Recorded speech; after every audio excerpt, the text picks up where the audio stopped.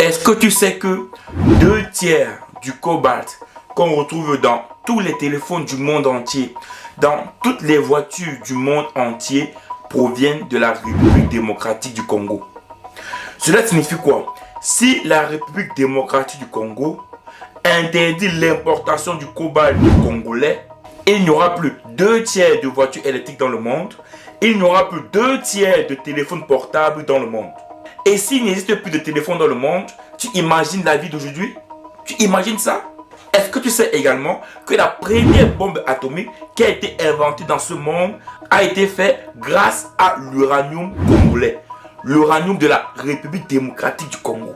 Les amis, le reportage que je m'apprête à te montrer à l'écran, tu verras comment un pays aussi riche, aussi important, aussi indispensable pour cette planète Terre est l'un des pays les plus pauvres du monde. Les amis, tu vas être choqué. Après cette vidéo, tu vas réellement être choqué. Et tu vas comprendre pourquoi la République démocratique du Congo est un pays qui ne peut jamais être stable politiquement. Il y aura toujours des milices et des guerres dans ce pays parce qu'il est très important pour l'économie du monde entier. Quand un pays est aussi important, est tellement indispensable pour l'économie du monde, les amis, tu peux t'assurer, tous les pays, que ce soit l'Occident, la Chine, tous les grands pays de ce monde ne vont jamais accepter que ce pays demeure stable. Regarde la vidéo et on se prend juste après. Générique.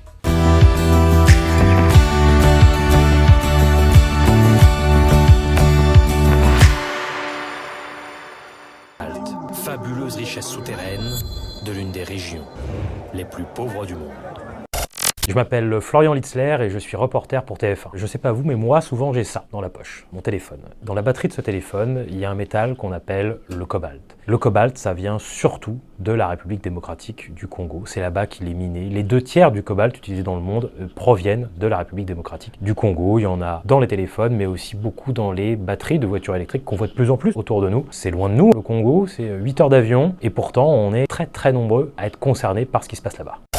Dans ces trous étroits, sans lumière, sans air de l'extérieur, les creuseurs, c'est leur nom au Congo, passent 8 heures par jour à ramper dans cet enfer, aux murs qui valent 30 000 € la tonne. Chaque année dans ces mines, il y a des dizaines de morts, asphyxiés, écrasés, payés 150 € par mois. Nous souffrons beaucoup ici. Il faut nous payer plus. Va dire ça au gouvernement congolais, plutôt que de t'adresser comme ça à la télévision des Blancs. Ils n'ont rien à voir là-dedans, eux. Pourtant, c'est toute la planète qui est concernée. On a choisi d'aller vous montrer les mines, on a choisi d'aller vous montrer d'où vient le cobalt, si indispensable aujourd'hui dans nos vies. Impossible de venir ici sans autorisation. Des gardes nous accompagnent au cœur de la mine. On ne voit même pas le fond du puits. 50 mètres de vide, l'équivalent de 18 étages.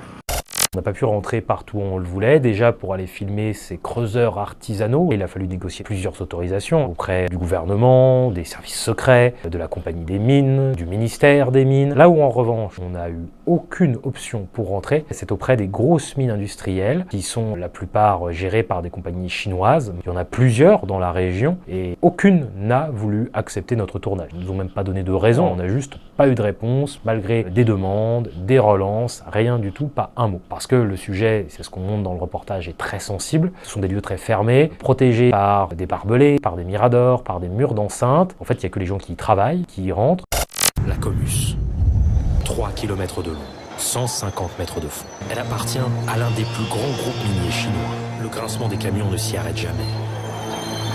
Jour et nuit, ils transportent du cobalt et du cuivre. Impossible d'en voir plus, nous ne sommes pas les bienvenus ici. Fréquemment, quand il y a des intrusions dans ces mines, les gardes tirent parfois à vue. La semaine avant notre reportage, par exemple, il y a eu 3 morts dans la mine où on a tourné, dont 2 enfants. Dans ces gigantesques mines, les ouvriers congolais seraient maltraités. Il faut travailler avec de l'acide. On était mal équipés. On travaillait sans le gant. On travaillait même des fois sans le masque à gaz. On ne mangeait pas. On travaillait 12 heures par jour. Vous ne mangez pas? Oui. Et on était obligé de se débrouiller pour l'eau. Et les mines rongent même la ville.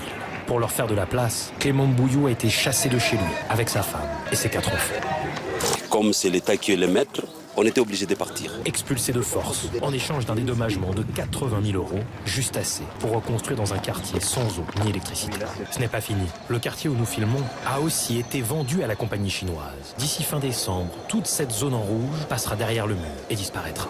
Kolwezi, vous avez une surface minière au bord de la ville qui fait presque 100 km². C'est la surface de Paris. C'est plus grand que la ville, désormais. C'est assez frappant. Vous en avez partout. Vous avez ces gros trous qui grandissent, qui chassent la population et qui, pour autant, ne gagnent pas beaucoup grâce à ces richesses minières et n'en profitent pas.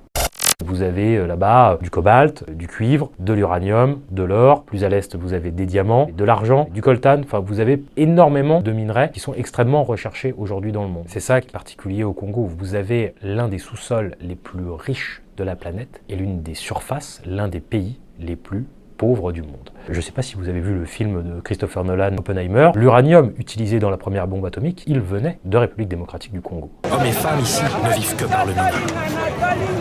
En rouge, Annie remplit des sacs de déblais, les mains dans la terre noire, au bout de ses doigts colorés de vernis, pas par coquetterie. C'est pour protéger mes ongles.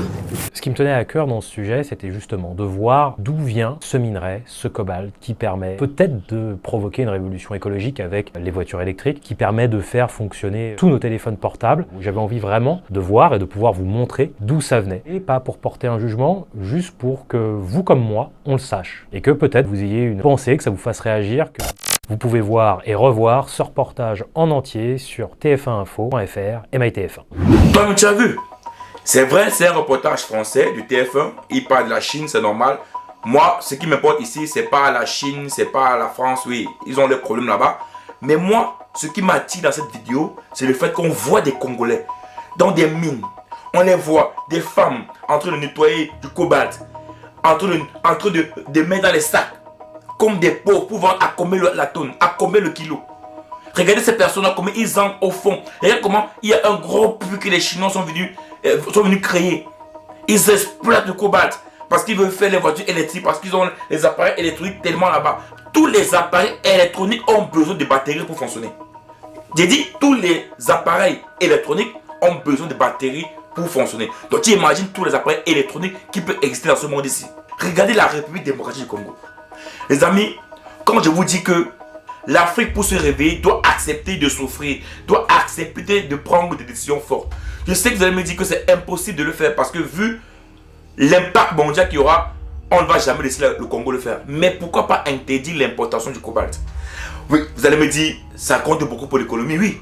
Mais il faut savoir souffrir pour réussir. Il faut savoir souffrir pour gagner demain, pour que nos enfants soient bien demain.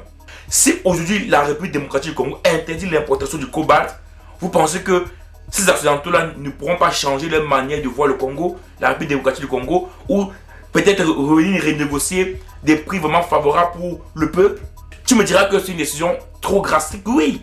Mais des fois dans la vie, il faut accepter de souffrir, accepter de prendre ce type de décision pour permettre à ce que le pays puisse se relever. Mais pour que ça marche, il faut que l'Afrique soit un. Il faut que le peuple congolais soit un. S'ils ne sont pas un, c'est impossible que cette décision marchera. Si de telles décisions fortes ne sont pas prises, les images que vous avez vues là, après 10 ans, après 15 ans, après 50 ans, après 100 ans, ça sera pareil.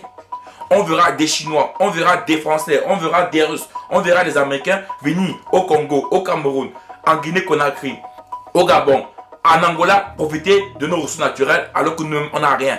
C'est malheureux de voir ça. C'est très malheureux de voir ça. Ce reportage m'a fait très mal au cœur parce que j'imagine pas un pays aussi riche. Parce que je parle du cobalt. Ils ont le coltan, ils ont le cuivre, ils ont l'or, le diamant. Ils ont toutes les richesses de ce monde entier. Le Congo, c'est l'un des pays, je crois que c'est l'une des terres les plus riches au monde, qui a le plus qui a les ressources naturelles les plus importantes au monde. Mais regardez sa population. Mais regardez sa population. Regardez. Sa population est tellement misérable. Misérable. C'est l'un des pays africains dont le peuple ne devait pas autant souffrir.